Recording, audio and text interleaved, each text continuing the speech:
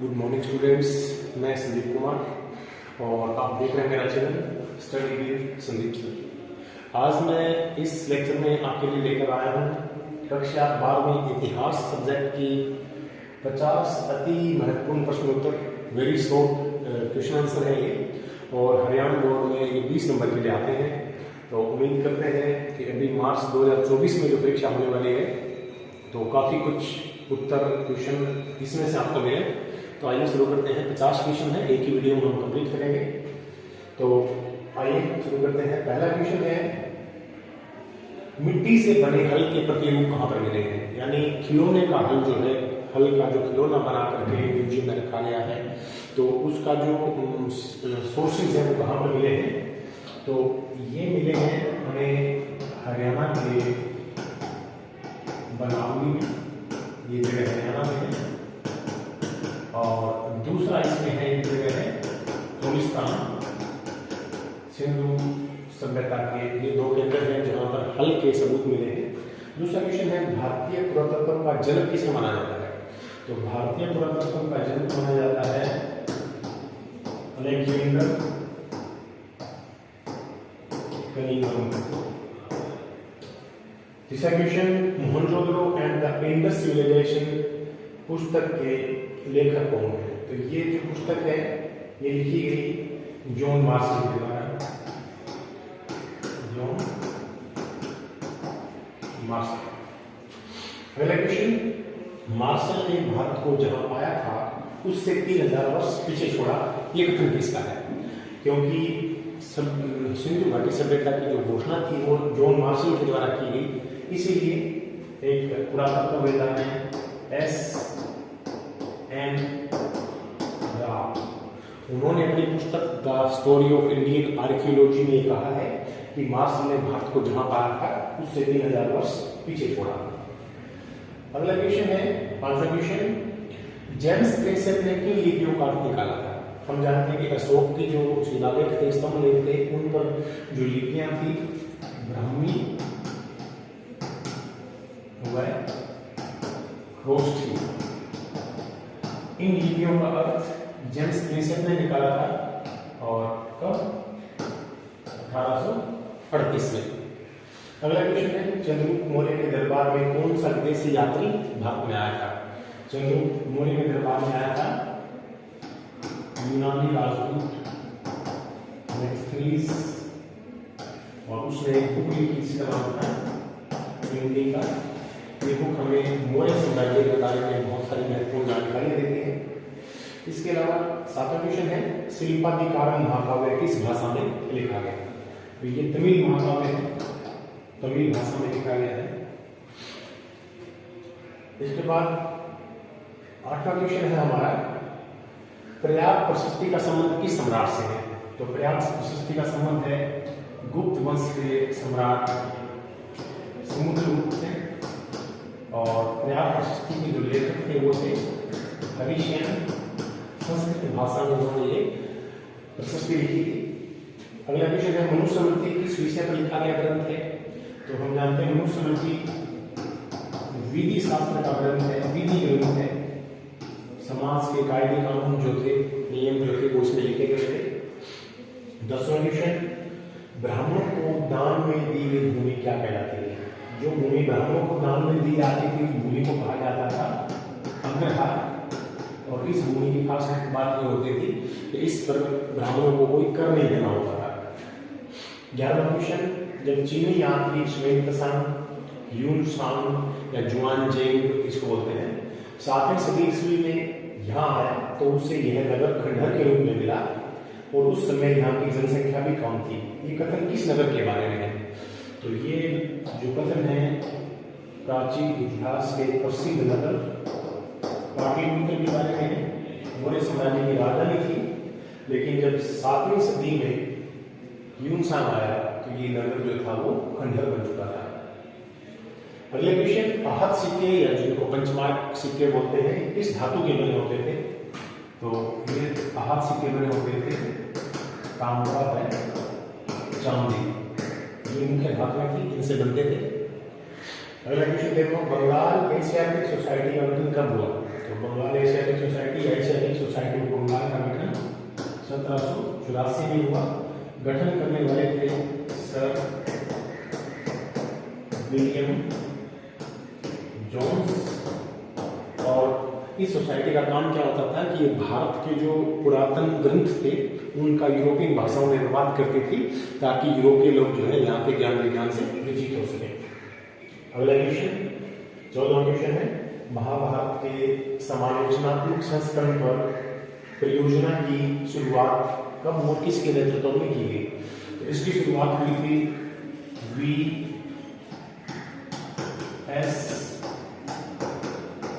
सुकथनकर के नेतृत्व में।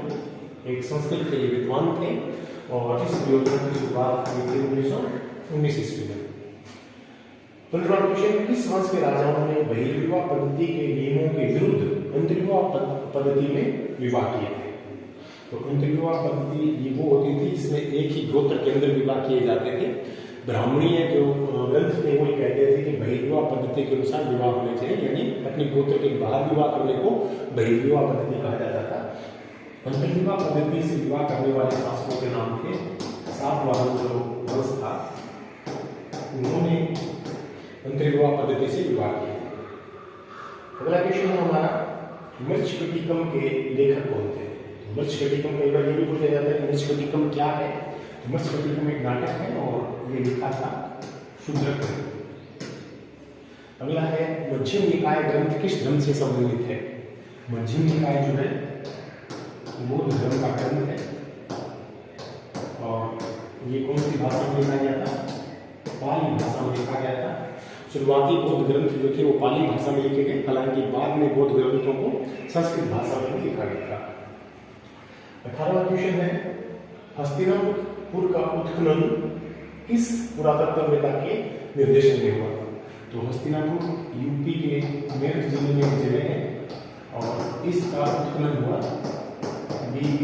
लावल के निर्देशन में 1951-52 ईस्वी।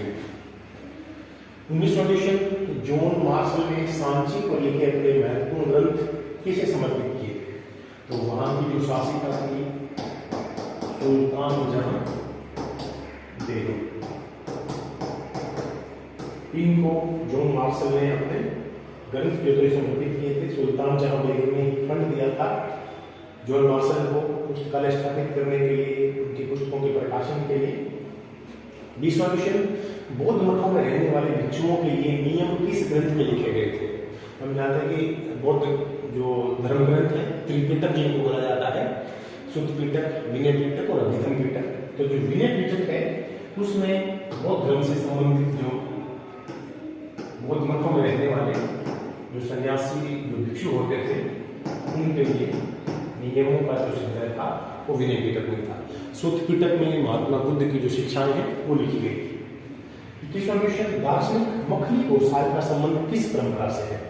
तो दार्शनिक जो मखली घोषाल थे वो एक परंपरा है, आजीविक परंपरा, उससे संबंध रखते थे।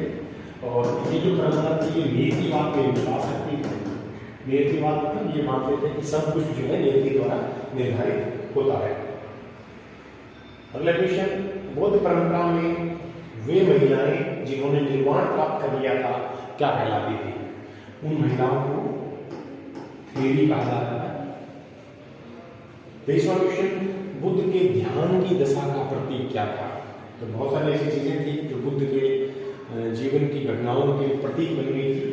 इसमें जो वृत्त स्थान है वो महात्मा बुद्ध के ध्यान की दशा का प्रतीक था।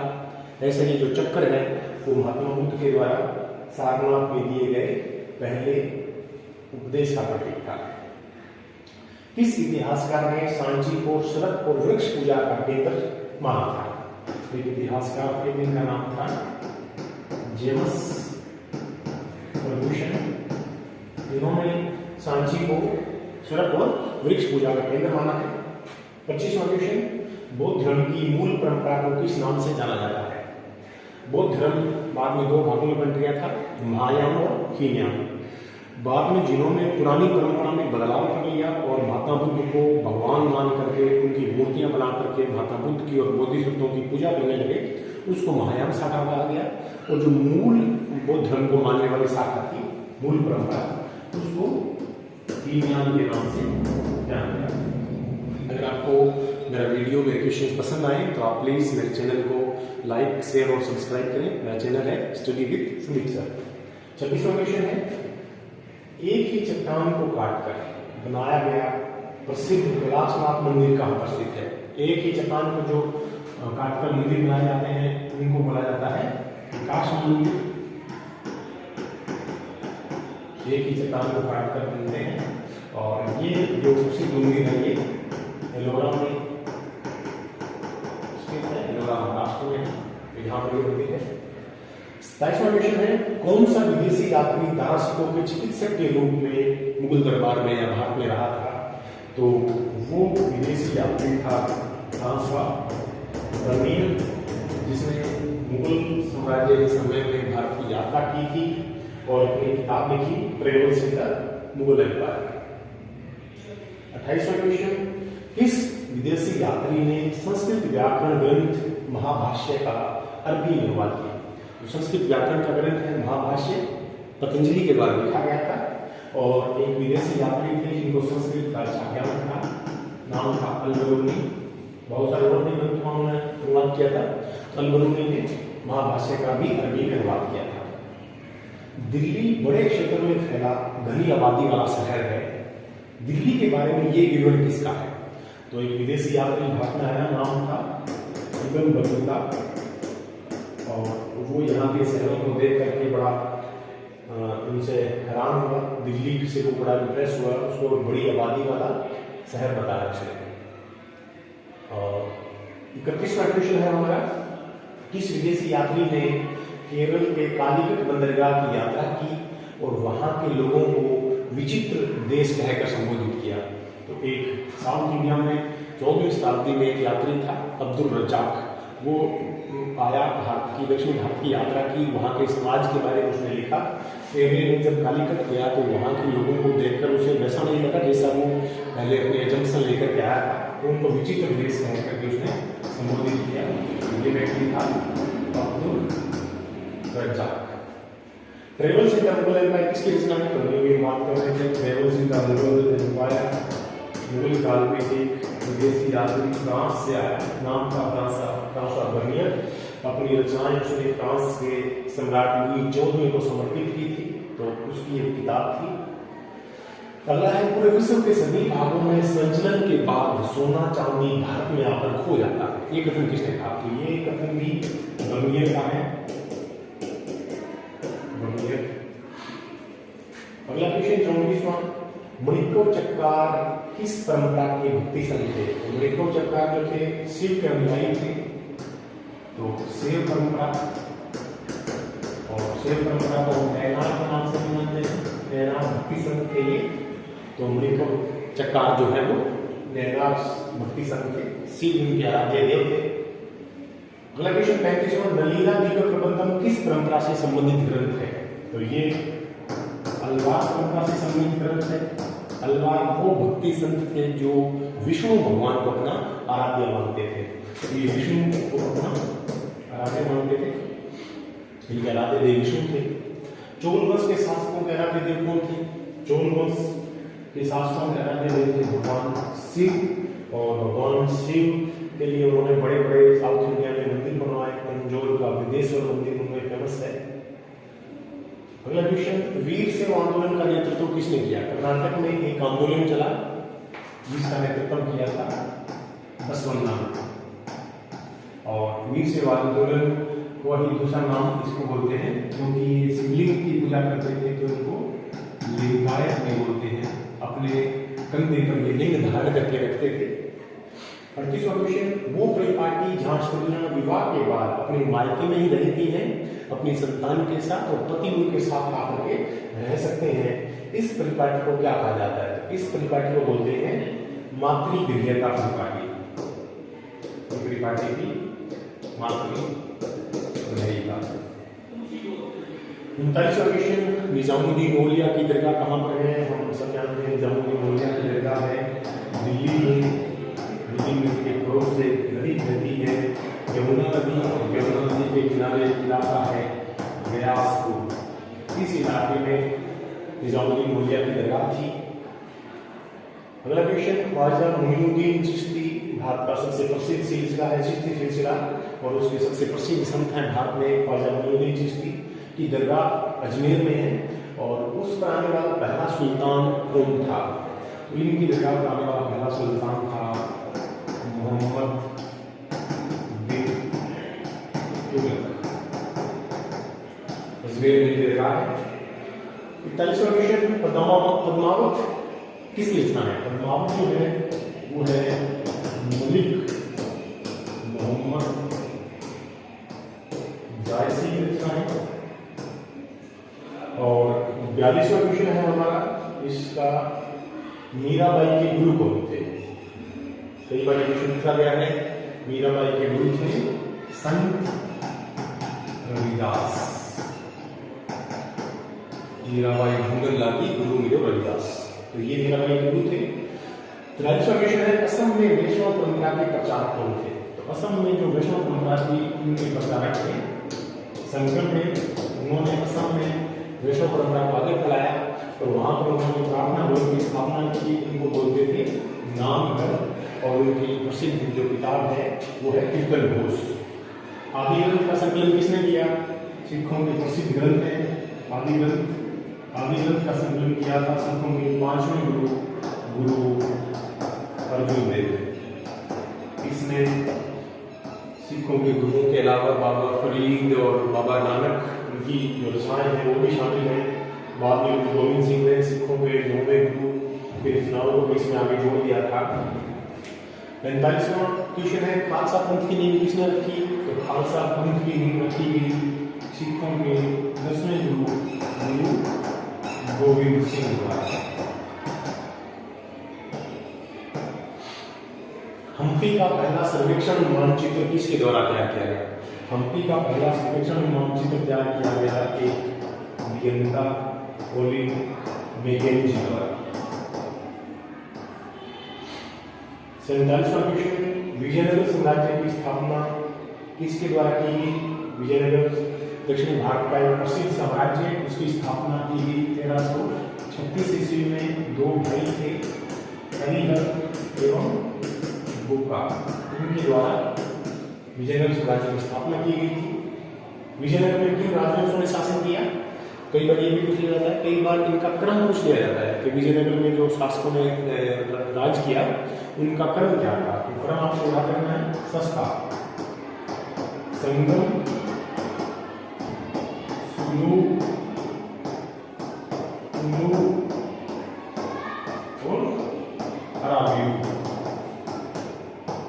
ये 4 राजवंश थे जिन्होंने विजयनगर साम्राज्य में शासन किया।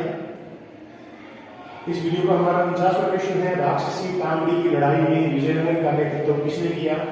विजयनगर को हराने के लिए 1565 ईस्वी में दक्षिण भारत के कई राज्यों ने मिलकर उनका आक्रमण कर दिया। उस समय विजयनगर का नेतृत्व किया वो वहाँ के प्रधानमंत्री थे रामराय, जिनको हार का सामना करना था। उसके बाद विजयनगर साम्राज्य का खत्म हो गया था, उसको लूटा गया। 50वां क्वेश्चन है, यवन राज्य की स्थापना करने वाला ये जो उपाधि है ये किसके द्वारा धारण की गई? ये उपाधि विजयनगर साम्राज्य के प्रसिद्ध शासक कृष्णदेव राय के द्वारा धारण की गई थी। तो चलिए थे हमारे आज के 50 क्वेश्चंस। उम्मीद करते हैं कि ये आपको अच्छे से आते होंगे, नहीं आते होंगे तो आप इनको लर्न कर लेंगे।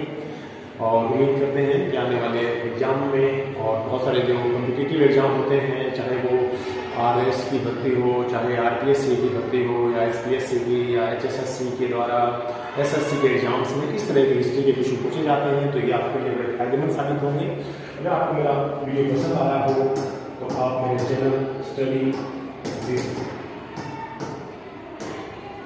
संदीप सर इस चैनल को लाइक और सब्सक्राइब करें। थैंक यू, धन्यवाद।